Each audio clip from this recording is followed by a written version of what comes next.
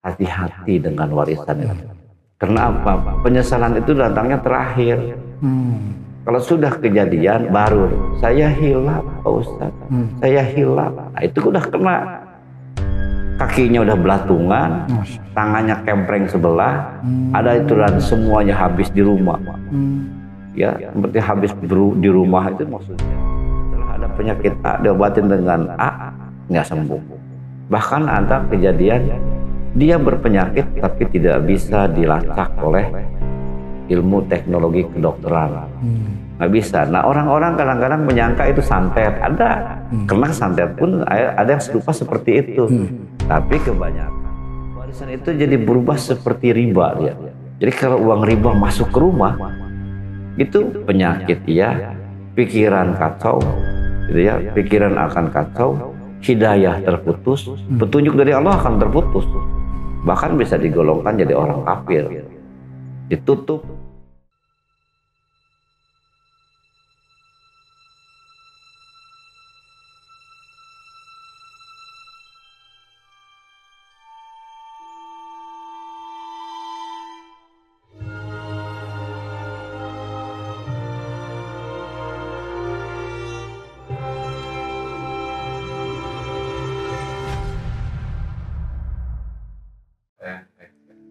Assalamualaikum warahmatullahi wabarakatuh. Salam jumpa kembali dengan saya Mang Agus, pesan di balik misteri.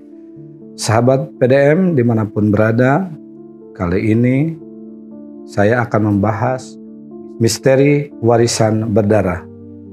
Sebelum dikupas, kita sapa dulu. Assalamualaikum warahmatullahi wabarakatuh. Assalamualaikum warahmatullahi. Sehat Pak Ustaz? Alhamdulillah sehat. Pak Ustaz, mungkin di kalangan kita Pak Ustaz ya, atau di seluruh dunia bukan. Ini berkaitan dengan judul mungkin Pak Ustaz, misteri warisan berdarah. Banyak warisan itu kadang-kadang menjadi malapetaka Pak Ustaz. Mohon dikupas Pak Ustaz. Assalamualaikum warahmatullahi wabarakatuh. Waalaikumsalam warahmatullahi wabarakatuh. Alhamdulillahirabbil alamin. Hamdan yuafi ni'amahu wa yukafi mazidah. Ya Rabbana lakal hamdu kama yanbaghi li jalali wajhikal karim wa li 'azimi sultanik. Asyhadu an la ilaha illallah wahdahu la syarikalah, asyhadu anna sayyidina Muhammadan abduhu wa rasuluhu la nabiyya ba'dah. Allahumma shalli wa sallim wa barik ala sayyidina Muhammadin wa ala alihi wa ashabi ajmain. Para sahabatku sekalian, pesan di balik misteri dimanapun Anda berada, puji dan syukur senantiasa kita panjatkan kehadirat Allah Subhanahu wa Ta'ala. Juga salawat serta salam senantiasa selalu tercurah kepada baginda Nabi kita, yakni Nabi Muhammad SAW. Pada tema kali ini diambil judul yang cukup menarik perhatian, karena ini bukan sekali dua kali, bahkan menjadi buah bibir. Banyak sampai yang terjadi permusuhan, sampai harta yang banyak dibalik menjadi melarat gitu ya. Tentang masalah warisan itu sudah bukan, ini lagi sudah menjadi buah bibir. Apa yang harus dilakukan ketika kita menerima warisan? Ada warisan, ada wasiat. Itu ya, ada wasiat, ada juga warisan. Nah, kita kembali ke warisan terlebih dahulu. Ketika seorang orang tua meninggal dunia dan dia memiliki harta yang tersimpan berikut rumah, emas, dan lain sebagainya, maka itu menjadi namanya warisan yang akan jatuh kepada ahli waris. Maksudnya ahli waris ini adalah anak-anak kandung, anak-anak kandung.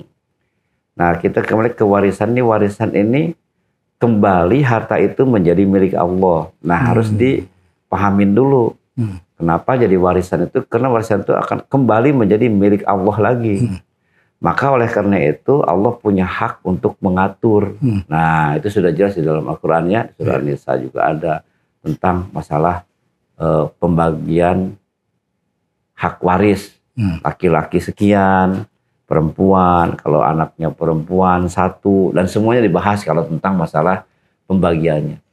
Ini banyak yang terjadi ketika dalam pembagian itu merasa di salah seorangnya itu tidak merasa bahwa itu keadilan. Padahal itu udah murni diatur sama Allah. Kita kembali kepada pengaturan Allah yang maha mengatur. Kalau Allah yang mengatur, mestinya kita itu nurut. Karena nggak mungkin Allah itu memberikan pelajaran kepada kita kalau tidak ada hasil dari pelajaran yang ditepati oleh kita itu. Atau pelajaran yang dipenuhi. Intinya keinginan Allah itu dipenuhi oleh kita itu.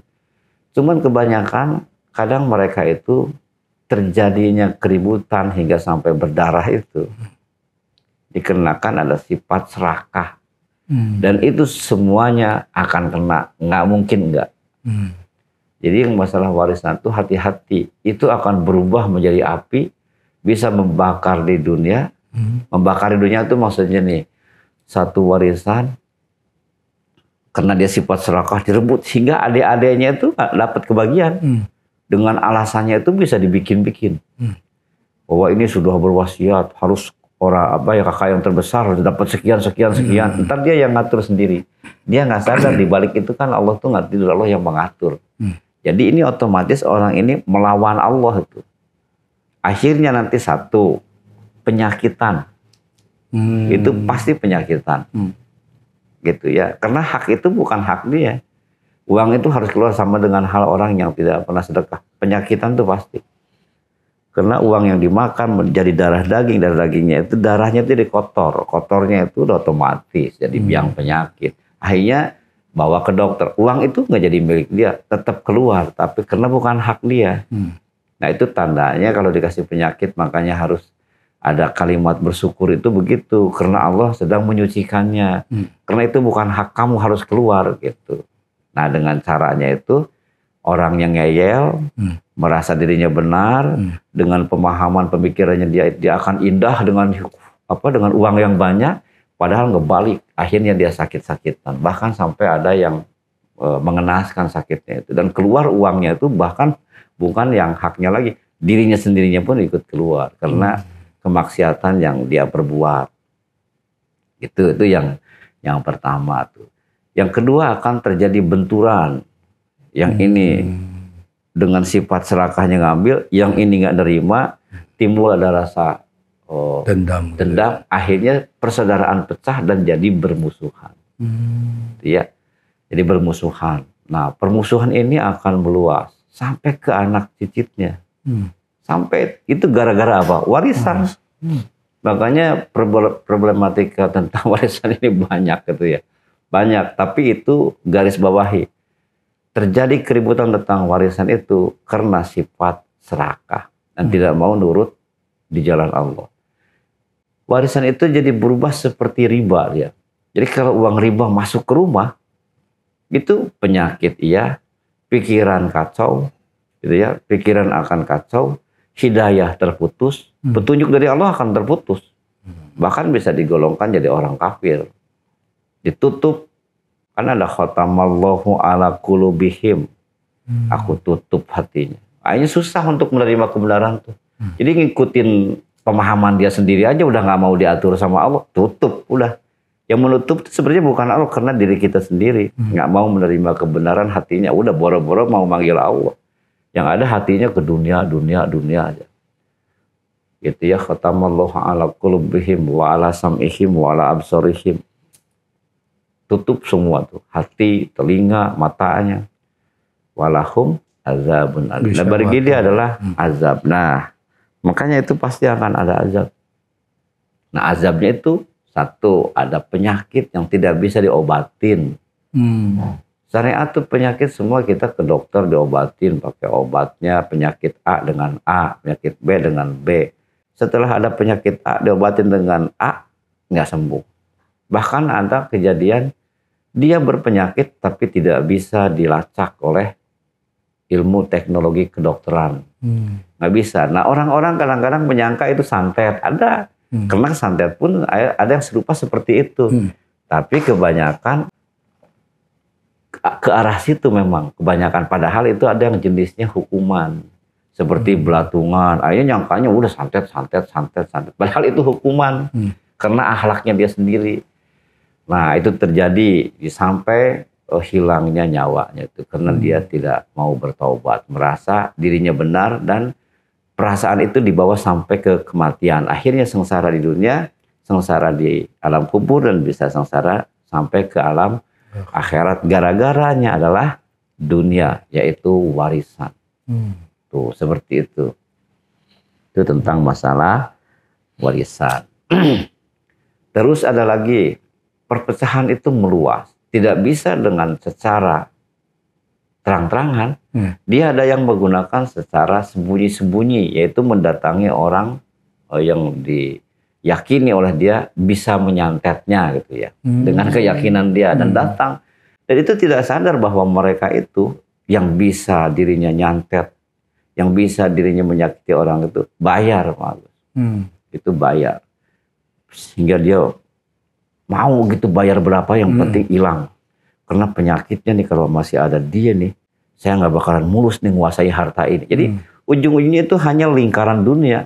Nggak ada di situ berbicara keberkahan, berbicara tentang masalah keimanan, ketakwaan. Jadi warisan itu bisa memutuskan keimanan, ketakwaan, keberkahan seluruhnya. Gara-garanya dia sudah jatuh cinta kepada duniawi.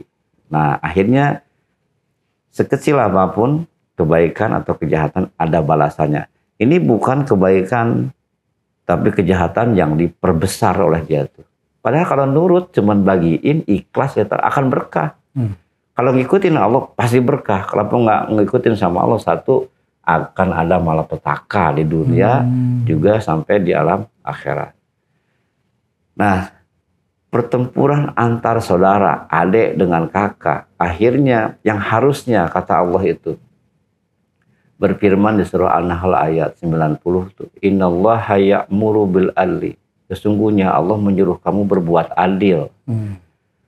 Wal ihsan, berbuat baik atau berbuat kebajikan. Wa ita idil kurba, memberi kaum kerabat. Ini boro-boro dengan kaum kerabat ini malah bermusuhan.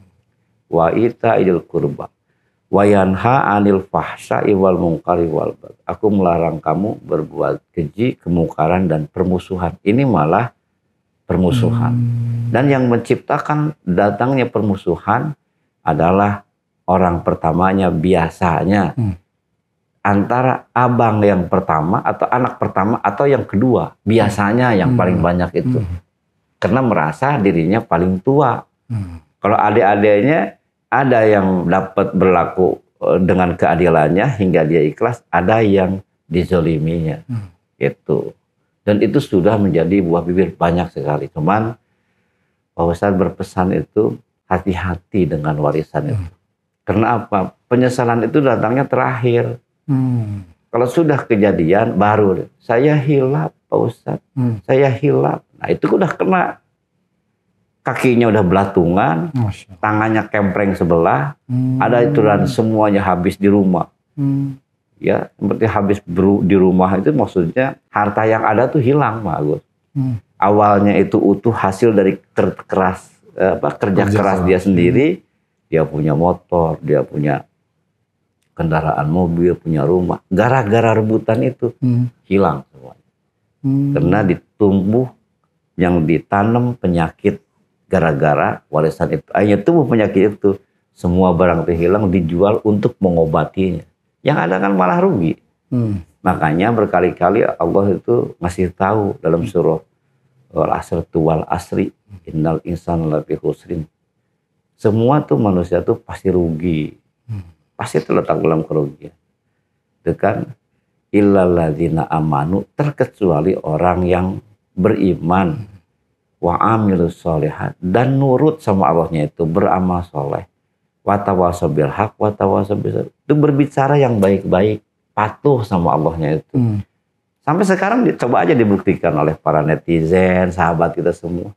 Orang-orang betul patuh sama Allah itu. Walaupun dengan ujiannya besar, pasti orang-orang beriman itu pasti diuji. Tapi ujung-ujung akhir hayatnya, akhir hidupnya, nggak ada yang melarang. Semuanya hidupnya sederhana. Walaupun dia banyak uang, ada yang sederhana aja. Nggak sampai memperlihatkan, enggak. Bahkan dia banyak bersedekah. Bukannya dia serakah dengan menumpuk-numpuk harta, malah dia malah menyebarkan harta itu untuk kebajikan. Itu yang akan berkah. Lihat aja buktinya. Allah itu lebih kuasa atas segala sesuatu. Si pembangkang dengan si penurut itu pasti beda jalan hidupnya, dan dapatnya pun pasti beda. Gitu. Dan semua berakhir kepada kematian. Karena sudah ada kullu nafsin dha'iqatul maut. Nah, itu aja sudah bukti, emang semuanya kita bisa lama di dunia ini. Semua pada mati semuanya. Gitu. Nah, maka oleh karena itu hati-hati dengan warisan itu, karena itu akan mengocorkan darah. Sama dengan meminum darah saudaranya sendiri. Maka kita kasih judul misteri warisan berdarah seperti itu, karena banyak pembunuhan, putusnya tali silaturahim, dan bermusuhan sepanjang zaman, sepanjang hidupnya, hingga hasil dari akhlak mereka masing-masing masuk ke tempat sesuai dengan akhlak perbuatannya yang dia sendiri nggak suka. Tetapi gara-gara melihat uang, karena rajanya ini gitu yang rajanya itu. Jadi dia merasa dengan hayalannya, dengan imajinasinya. Bukan dia, imajinasi itu, halusinasinya itu. Khayalan dapat ini, saya mau kesini. Akhirnya dia ngikutin lah hawa nafsu. Yang harusnya kita memerangi hawa nafsu, ini malah mengikuti hawa nafsunya. Nah, dan itu tidak ada yang lolos satu orang pun juga, melainkan semuanya penyesalan. Datang, saya sebenarnya penyakit apa sih Pak Ustadz? Pasti jelas saya hilaf. Pasti semuanya gitu. Ujung ceritanya itu semuanya begitu. Saya hilaf. Ya Allah, ampunilah saya. Padahal dikasih tahu. Tapi ujung ceritanya semuanya begitu. Paling kebanyakan. Dan yang kedua, mati dalam keadaan kafir. Tuh, mati dalam keadaan kafir. Karena ini udah ditutup. Kalau namanya khatamallahu ala qulubihim wa ala sam'ihim ya wa ala absarihim, itu kan ayat kafir. Innal ladzina kafaru sawaun alaihim wa anzartahum am lam tundirhum la yu'minun. Khatamallahu, mati dalam keadaan kafir. Nah, itu namanya warisan. Dan yang kedua, ada namanya wasiat. Wasiat ini ditulis oleh kedua orang tuanya yang dikhususkan untuk si A, si B. Nah, wasiat ini akan dijuriin juga sama Al-Quran. Apakah ini wasiat ini bermanfaat untuk Islamnya, atau wasiatnya malah berdampak permusuhan. Sama dikembalikan juga ke Islam. Diatur juga. Misalkan nanti dia punya perusahaan misalkan. Tapi perusahaan ini perusahaan yang minuman keras misalkan. Diwasiatkan, itu wasiatnya udah nggak boleh, karena itu ada barang haram di situ. Tapi terkecuali ada wasiat yang betul-betul harta hasil dari jerih payah dan halal, maka wasiatnya itu harus dipatuhi, karena itu sama dengan amanah. Nah, itu beda kalau wasiat itu sudah tertulis sebelum meninggal. Nah, kalau warisan dia belum ucap, sudah meninggal, maka diaturlah sama Allah. Itu semuanya kalau udah warisan tuh, ahli waris itu semua ada di tangan Allah aturannya. Cuman banyak yang pada melawan. Dan itu demi Allah, semuanya banyak yang membangkang. Terkecuali orang-orang yang sudah belajar Al-Quran dan memahami dalamnya, dan dia patuh kepada Allah itu. Tapi itu hanya segelintir aja lah. Kebanyakan ada yang sudah pesantren, sudah apa, masih juga kalau masalah uang disabet juga. Ada yang seperti itu. Jadi cuma bisa pinter baca, cara mengamalkannya nggak bisa. Makanya kata orang tua dulu, kalau belajar ilmu itu kamu harus bisa mengamalkannya. Karena ilmu itu bukan sekedar baca, bukan sekedar teori, tapi pengamalannya itu yang dilihat tuh. Hafal Al-Quran 30 juz. Di Al-Quran dikatakan Allah benci sama orang sombong. Ini malah sombong dengan hafalannya 30 juz. Contohnya seperti itu. Tetap aja yang dikabarkan orang hafal Quran 30 juz itu akan kulitnya tidak akan hancur ketika di alam kubur. Itu memang betul, tapi itu khusus orang yang hafal 30 juz tapi dia tidak sombong. Dia bisa mengamalkannya. Membawanya, karena yang diincer intisarinya dalam Al-Quran itu bukan hafalannya.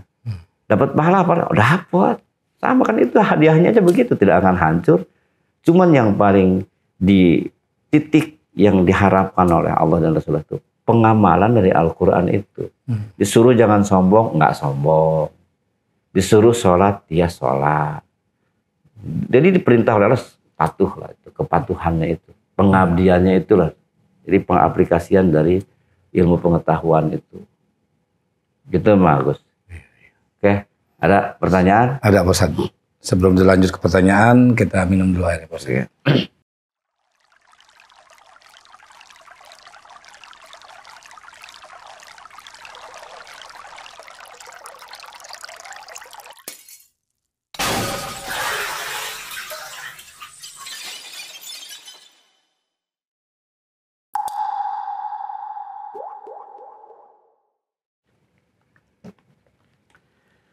Ya. Ada pertanyaan Pak Ustadz nih, ini dari teman saya sendiri Pak Ustadz. Jika suaminya ini meninggal Pak Ustadz, dia akan mendapatkan warisan.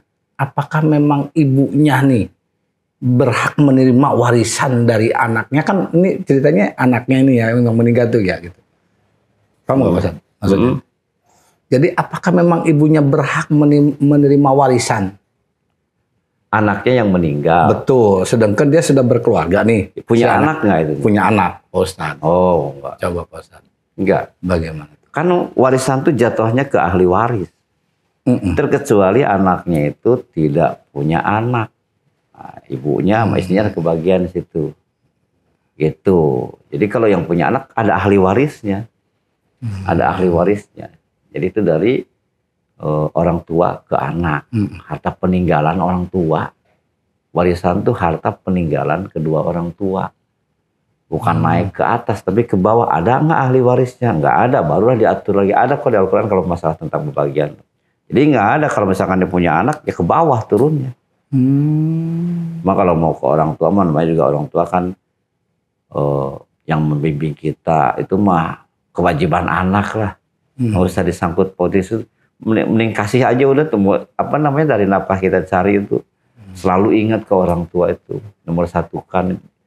Gitu. Kecuali mungkin ke istrinya dia ada wasiat kali Pak Ustadz ya kali. Mungkin gitu kali ya? Bisa. Kalau wasiat tetap. Kalau udah ada wasiat. Iya. Seperti itu. Jadi memang harus tajam dalam melihat karena membahayakan. Pokoknya kalau urusan-urusan dunia itu urusannya pasti ribut.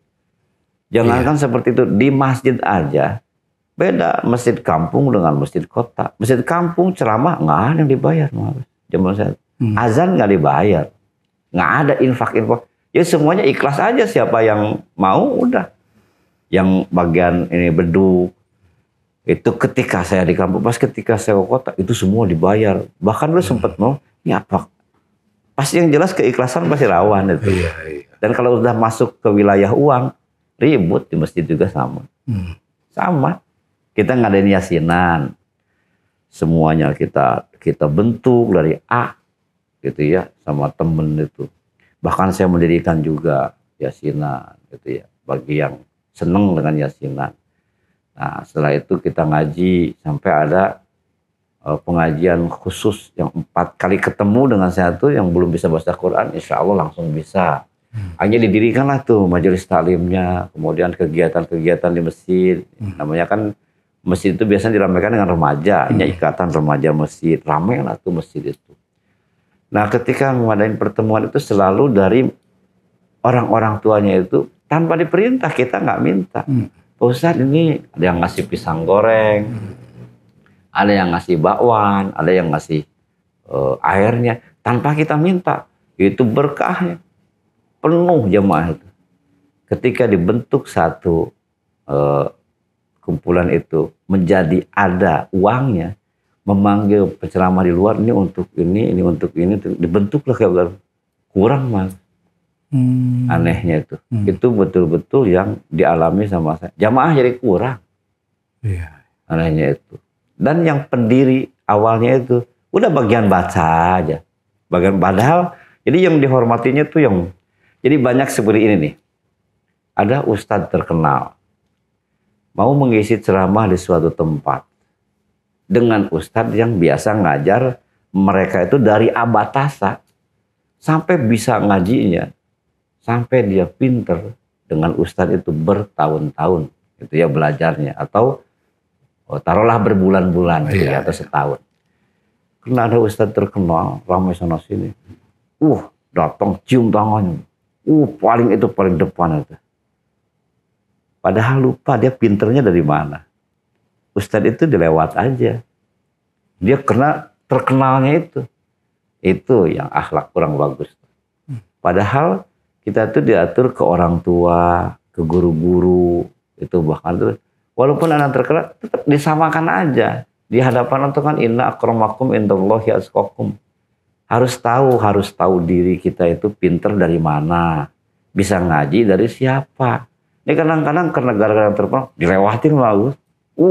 Cium tangannya, merasa dirinya kayak murid yang paling lama aja. Ngaku-ngakunya itu padahal bisanya bukan dari dia. Cuma ngedengerin doang semalaman. Sampai yang gurunya yang ngajar bertahun-tahun, biasa aja dia. Nah itu kesalahan besar. Allah nggak suka seperti itu tuh. Gitu. Nah kalau di kampung mah jarang sih ya.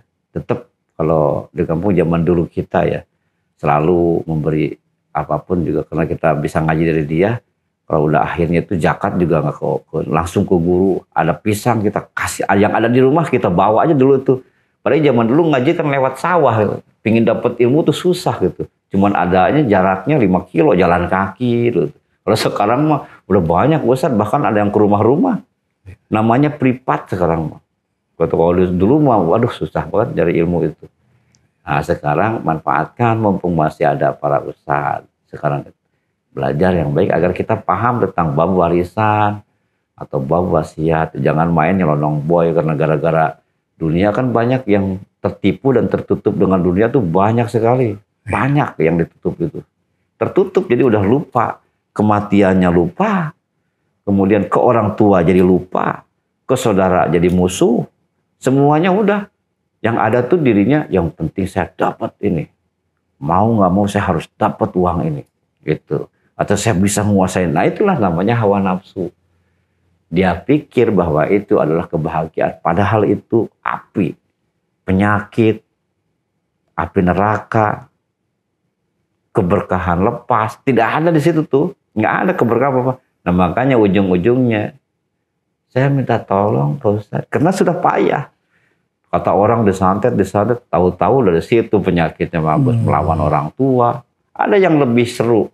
Bukan lebih seru, lebih apa ya bahasanya kalau preman, lebih kurang ajar kali ya kalau bahasa preman.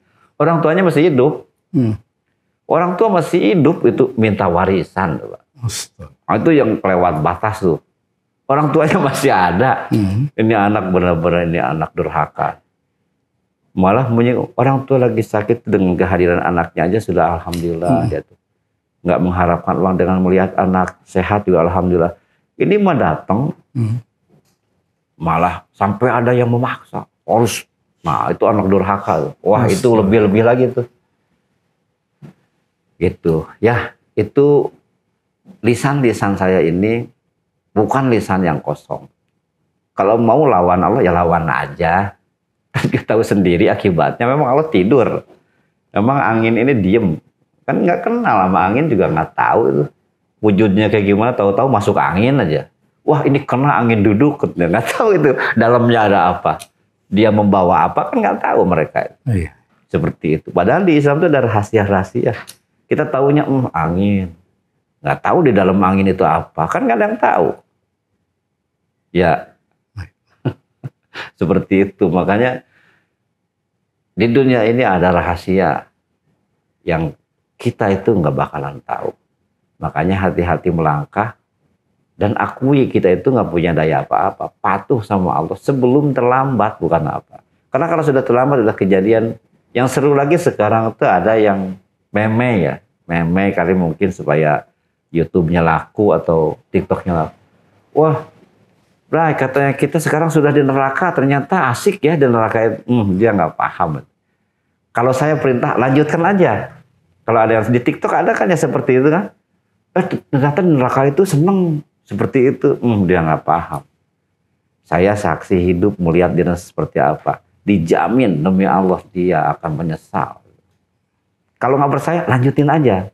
Kalau saya nggak merintahin lanjutin. Bila perlu banyak bikin sebanyak-banyaknya. Dijamin dunia ini akan kena. Nanti pas ketika udah mendekat ke azab itu pasti akan kena. Dijamin sama saya demi Allah itu. Karena itu sudah mempermainkan Allah itu. Saya lihat itu, kata saya. Nah itulah orang yang nggak paham karena uang kemungkinan. Tapi lihat nanti, disaksiin aja nanti videonya, jangan dihilangin, dan lihat perjalanan hidupnya, pasti kena. Pasti jangan lolos aja, diperintah aja sekalian. Kalau senang seperti itu lanjutin. Cuman pasti kamu akan mati. Itu saja. Dan itu sudah diperingatkan kita sebagai banyak ulama yang ngasih tahu, hati-hati. Jangan suka mempermainkan neraka. Oh, di neraka itu banyak artis. Dipikir kali indah di sana itu neraka. Makanya bikin seperti itulah. Namanya kalau menurut saya, sebagai umat muslim yang merasa berilmu, jangan sekali-kali seperti itu. Karena itu akan jadi saksi. Akan menjadi saksi kehidupan yang akan masa depan yang suram nantinya. Ya, bagus. Baik Pak Ustadz, cukup jelas. Terima kasih atas penjelasannya Pak Ustadz. Sahabat PDM dimanapun berada, cukup jelas secara gamblang yang dijelaskan oleh Ustadz kita, bagaimana warisan itu menimbulkan malapetaka, bahkan sampai menimbulkan permusuhan sampai anak cucu kita. Ingat, keselamatan dan kesuksesan ada di tangan kita, bukan di tangan orang lain. Selalu tonton podcast kami dan jangan lupa selalu like, share, komen, serta subscribe-nya di YouTube podcast kami. Mudah-mudahan menjadi ladang pahala buat Anda. Saya ucapkan banyak terima kasih. Assalamualaikum warahmatullahi wabarakatuh. Terima kasih Pak. Ya.